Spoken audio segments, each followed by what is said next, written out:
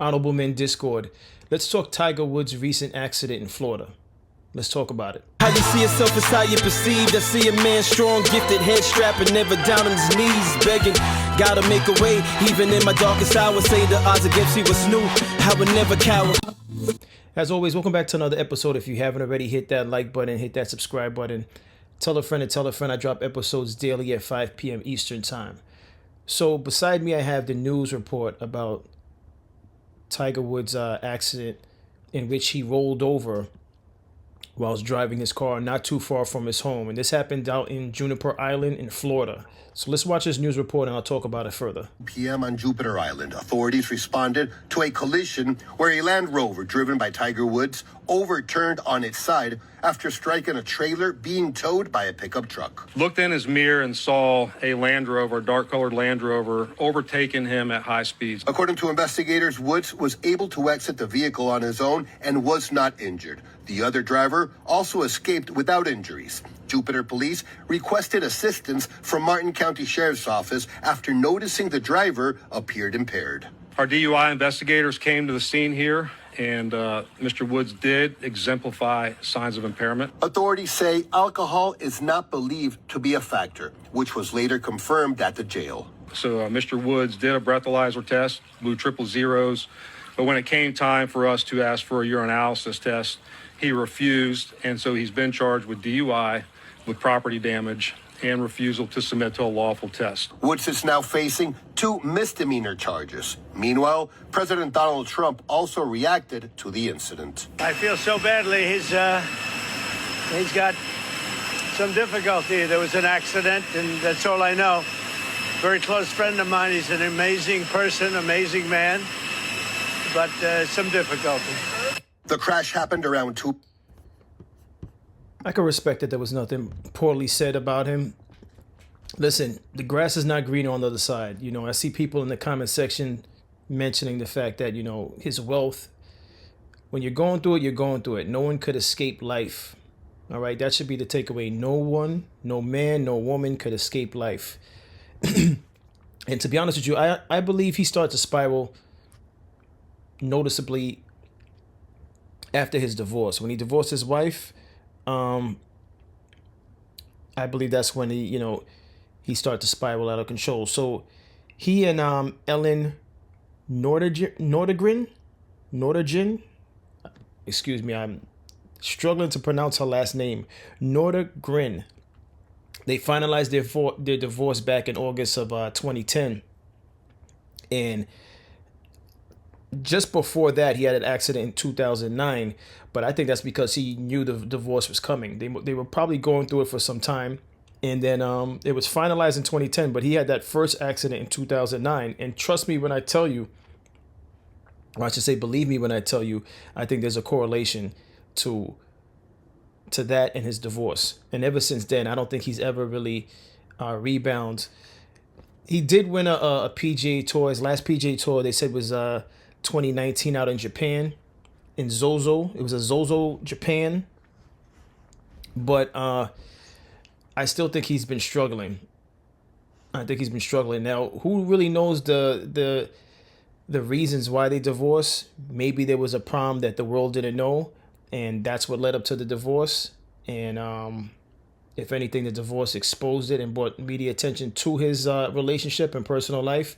But it wasn't until that 2009 accident that, you know, the cameras were out and the media was all in his personal business, and they found out that he was going through a divorce. And then it was just multiple accidents. All right. So there was a 2009 accident that says that there was one in 2017 where he was found asleep behind the wheel due to prescription medications. And then there was the accident where he was in a loaner car. I remember the vehicle. It was a SUV, and I believe it was a Genesis SUV, because I remember seeing the when you get the loaner cars, they have the stickers on the back windshield letting you know it's a loaner or just a promotional vehicle. And I remember it being over the side of a hill or something like that. But in any event, all of this started to transpire, particularly after the divorce. And, you know, he just looks like he's going through it. Even in this photo, look, one eye is bloodshot. Who knows what's going on? He refused to take the I guess the drug test that the officers were trying to give him. Well, he passed the drug test, but then there was another test that he refused to take, and that automatically makes him guilty of a DUI when you refuse any type of drug test that the officers try to give you. And that's just for any viewers watching this. If you didn't know that, if you refuse to take a drug test, it automatically makes you guilty of a DUI because you refuse to take the test. But I have this video to play, and I'm going to speak about it further. Released from a Florida jail late Friday night, hours after his arrest on suspicion of driving under the influence. This was the overturned SUV golf icon Tiger Woods crawled out of Friday, just moments after authorities say he was speeding and slammed into the back of a pickup truck near his Jupiter Island home. The individual driving that Land Rover was able to crawl out the passenger door of the car and was identified to be Mr. Tiger Woods. Martin County Sheriff John Budenseek says Woods showed signs of impairment and was arrested. Mr. Woods did a breathalyzer test, blew triple zeros, but when it came time for us to ask for a urinalysis test, he refused, and so he's been charged with DUI, with property damage, and refusal to submit to a lawful test. Neither Woods nor the other driver were hurt. This is the fourth known crash involving the 15-time major winner since 2009, when he was cited for careless driving after he crashed into a fire hydrant. Do you remember being asleep in the car? You don't? In 2017, police in Jupiter found him asleep in his black Mercedes. I'm black Mercedes. Stopped in the right-hand lane. Woods had a hard time keeping his eyes open during questioning.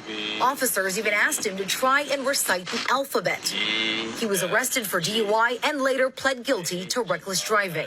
And in 2021, Woods was badly hurt in a different rollover crash in California. His leg and ankle injuries so bad, doctors considered amputation.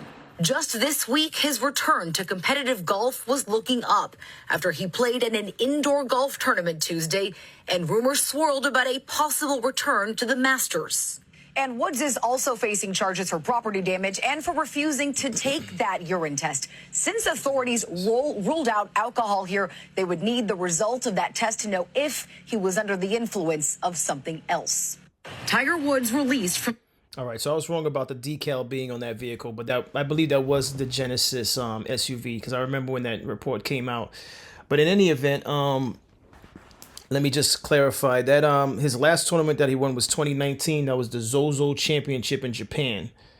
All right, it tied him with Sam Snead for the most PGA Tour wins at 82. All right, so he managed to still find success as a champion once again post his divorce, but make no mistake, I think a lot of his downward spiral had to do with the tumultuous relationship that he had. If I pronounced that wrong, forgive me. Okay, there's certain words that I struggle with saying, but listen, the takeaway from Tiger Woods' life is that, again, no man, no woman is exempt from life. We all go through something. I see videos popping up on social media where, you know, they're using AI to make it look like he's in a nightclub during a rave or something like that. It's just like people are not sensitive to the fact that people are struggling out there. You know, and so I guess maybe people look at it like, well, he has all that money, so why should I care about Tiger Woods? I'm not saying you should care about Tiger Woods, but at the same time, be human about it. You know, be respectful, because everyone goes through something. All right.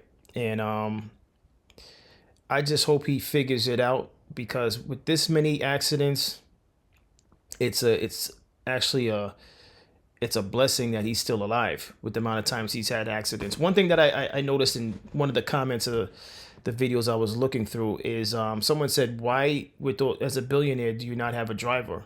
That's a good question. If you're this irresponsible as an adult, he should at least have a driver. All right, if you're going through it, why are you driving? Why are you behind the wheel? That's very, on his part, it's very irresponsible to the rest of the people out there in the world who may just be out walking their dog, going for a jog. You could really hurt somebody, if not kill them. And that's very irresponsible on his part. So he needs to, even though he's going through something as an adult, he needs to seek counseling, seek help, and he needs to not be driving. I'm surprised that he's able to drive. On another note, I noticed someone else posted this in one of the comments, because I was looking at a few videos before going through this episode. And another thing, aside from the fact that why doesn't he not have a driver?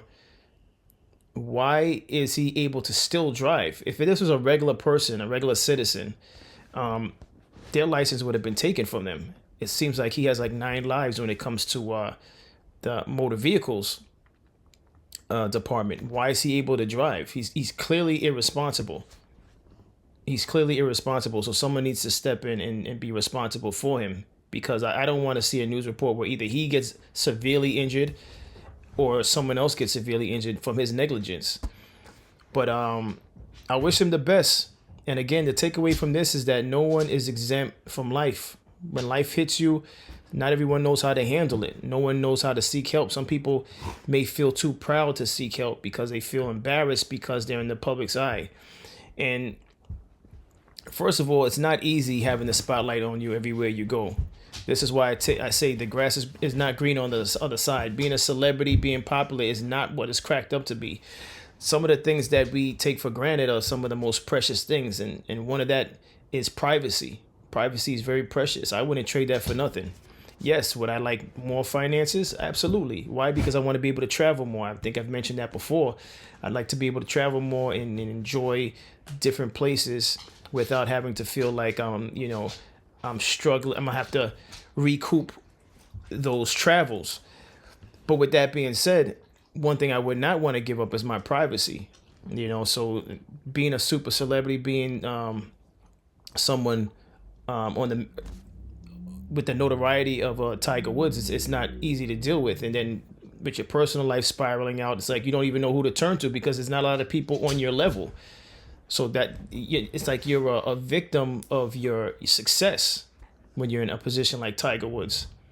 Who do you talk to when you're Tiger Woods and you're going through something personal?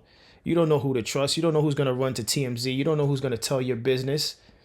This is why he has to seek counseling. And I don't know whether or not he's seek counseling or not. But even for someone that's not on the level of notoriety as Tiger Woods, you have to seek counseling. It's not always in your best interest to speak to a colleague or friend. I would actually advise against that because you really don't know who to trust. So you might as well just put your thoughts in the hands of a professional that are bound by the clause of privacy. All right.